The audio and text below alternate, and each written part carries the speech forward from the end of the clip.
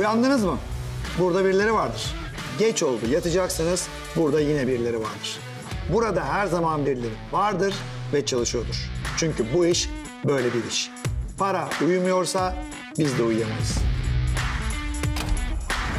Çok fazla bilgi kirliliği var. Bu da çok doğal aslında. Çünkü parası olan herkes konuşuyor. Paramı şöyle değerlendirdim, buna yatırdım. Peki ya sonuçlar? Biraz da sonuçlardan konuşalım bence. Bu işi yapacaksanız önce okumayı sökmüş olmanız lazım. Analizleri okumayı bileceksiniz. Grafikleri okumayı bileceksiniz. Rakamları okumayı bileceksiniz.